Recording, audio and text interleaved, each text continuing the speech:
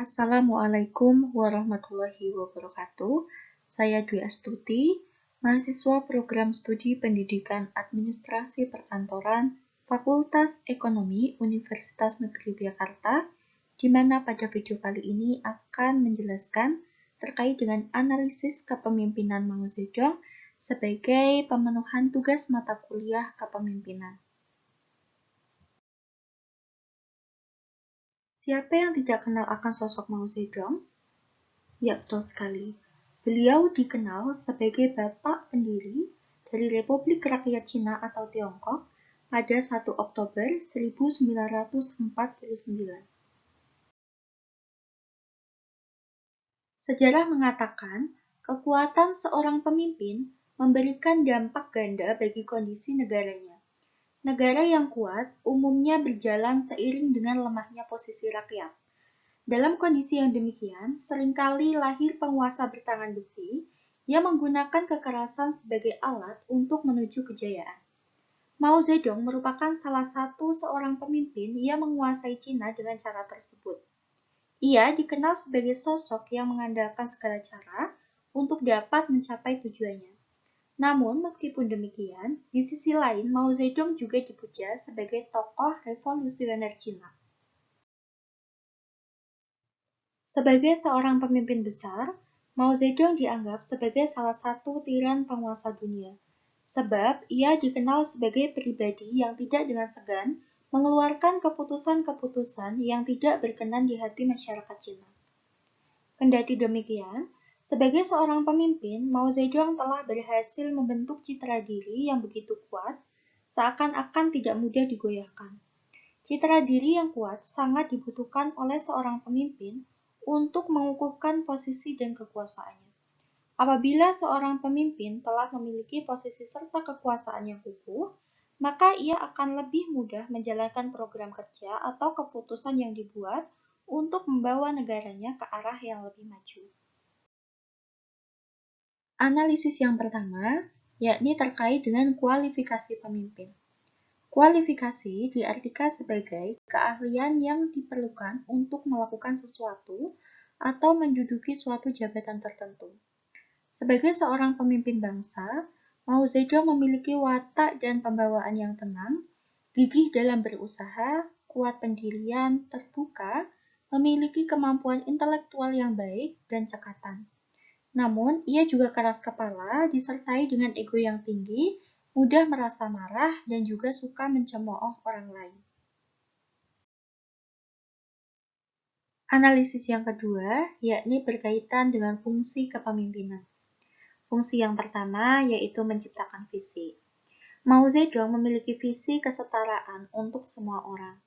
Ia menjalankan visi tersebut dengan menerapkan paham komunisme, yakni ideologi yang berkaitan dengan filosofi, politik, sosial, serta ekonomi, yang tujuan utamanya ialah terciptanya masyarakat komunis dengan aturan sosial ekonomi berdasar kepemilikan bersama atas alat produksi dan tidak ada kelas sosial, uang, serta negara. Fungsi yang kedua yaitu mengembangkan budaya organisasi. Ketika memimpin Cina, Mao Zedong membangun organisasi dalam bentuk revolusi kebudayaan proletarian besar, yakni sebuah gerakan sosiopolitik yang bertujuan menyajikan ideologi komunis yang benar di negara Tiongkok dengan menghapus sisa-sisa unsur kapitalis dan tradisional masyarakat, serta mendirikan kembali pemikiran Maois sebagai ideologi dominan. Fungsi yang ketiga yakni menciptakan sinergi.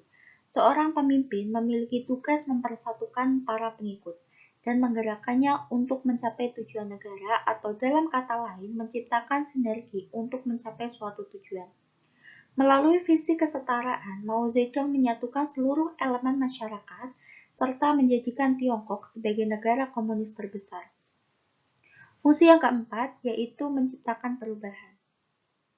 Selama masa pemerintahannya, Mao Zedong banyak melakukan perubahan besar pada bidang ekonomi, politik, dan sosial. Salah satunya yaitu kebijakan ekonomi di akhir tahun 1950 mengenai pengintensifan produksi dengan penggunaan sumber daya manusia dalam bentuk komunitas pertanian. Yang kelima, memotivasi para pengikut. Tugas seorang pemimpin salah satunya yaitu memotivasi diri sendiri dan para pengikutnya. Sebagai wujud motivasi, Mao Zedong berpegang teguh menjunjung tinggi kepentingan rakyat pekerja kalangan bawah dan mengerti dengan sangat jelas bahwa kaum proletari dan kaum tani miskin merupakan satu-satunya kekuatan yang mampu meregenerasi Tiongkok. Fungsi yang keenam, memperdayakan pengikut. Dalam kepemimpinannya, Mao Zedong memperdayakan para petani miskin sebagai tujuan utamanya untuk memperbaiki masalah perekonomian Tiongkok melalui beberapa kebijakan yang ia buat, meskipun kebijakan tersebut belum bisa dikatakan berhasil. Fungsi yang ketujuh yaitu mewakili sistem sosial. Mao Zedong bertindak sebagai tokoh, simbol, serta wajah yang mewakili sistem sosial negara Tiongkok pada saat itu dengan ideologi komunis. Fungsi yang kedelapan, manajer konflik.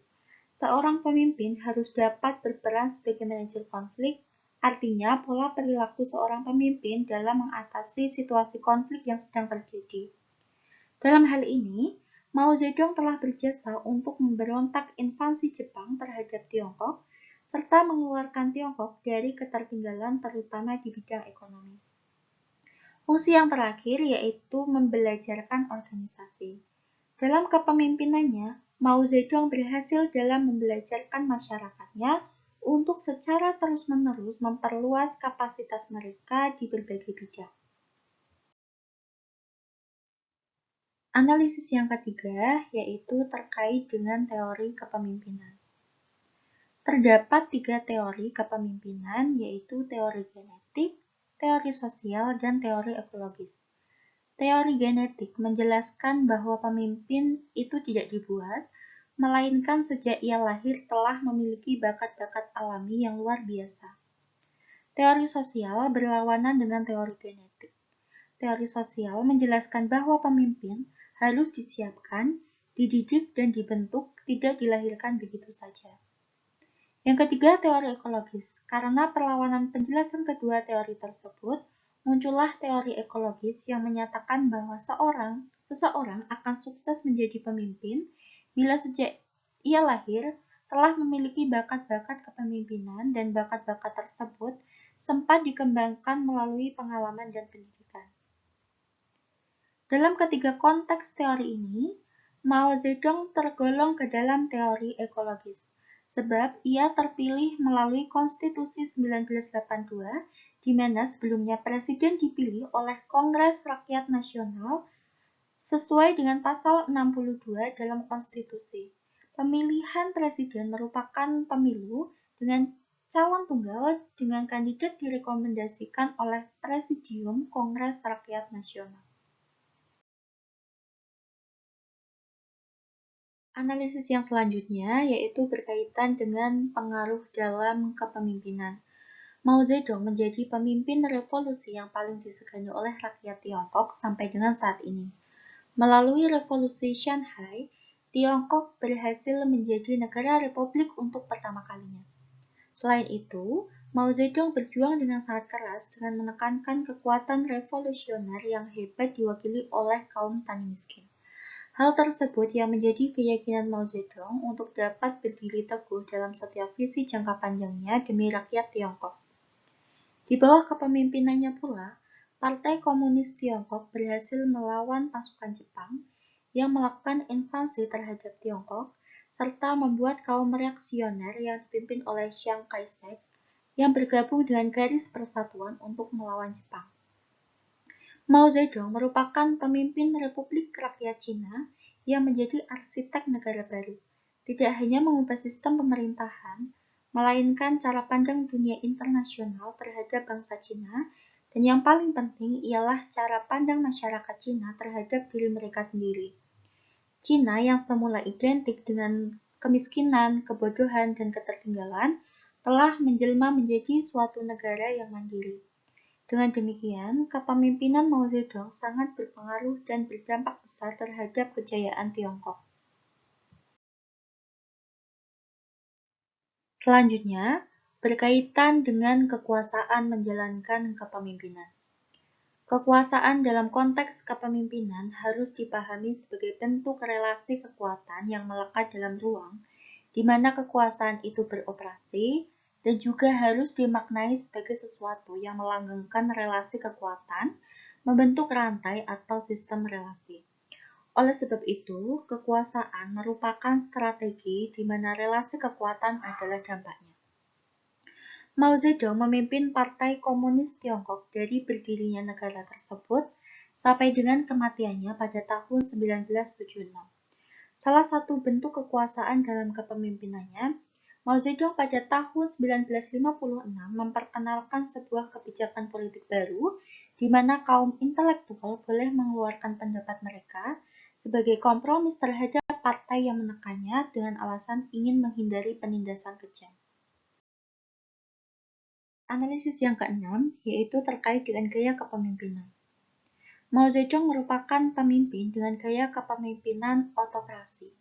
Ia memimpin melalui komite tetap dengan otoritas penuh atas setiap keputusannya sendiri.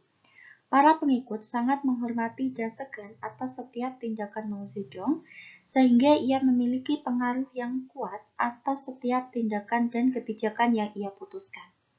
Mao Zedong dikenal sebagai seorang pemimpin yang memiliki ambisi sangat kuat dan mampu mengubah negara Cina menjadi berkembang melalui setiap perubahan yang ia lakukan. Memiliki keteguhan akan keyakinan melalui visinya, pengetahuan yang luas, karismatik, dan berkomitmen secara mandiri untuk belajar demi memberikan perubahan yang lebih baik untuk bangsanya. Analisis yang ketujuh yaitu berkaitan dengan kepengikutan. Kepengikutan merupakan perilaku pengikut atau bawahan dalam berinteraksi dengan pimpinan yang saling mempengaruhi dalam proses kepemimpinan. Dikarenakan kekuasaan pemimpin pada umumnya lebih besar daripada kekuasaan pengikut, kemungkinan pengikutlah yang terpengaruh oleh pemimpin. Meskipun Mao Zedong dengan gaya kepemimpinannya yang otokrasi dikenal sebagai diktator kejam, namun rakyat Tiongkok pada masa pemerintahannya cukup terpengaruh dan hampir seluruh rakyatnya mematuhi, mengikuti, dan menuruti apa yang menjadi kebijakannya.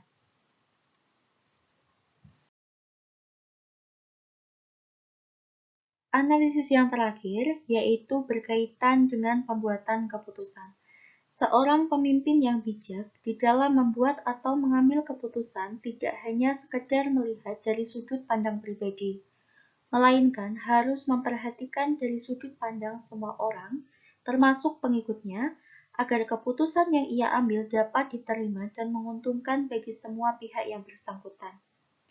Berbeda dengan para pemimpin di kebanyakan negara yang turut mengikut sertakan rakyatnya dalam setiap keputusan yang mereka buat, maka Mao Zedong memimpin melalui komite tetap dengan otoritas penuh atas setiap keputusannya sendiri.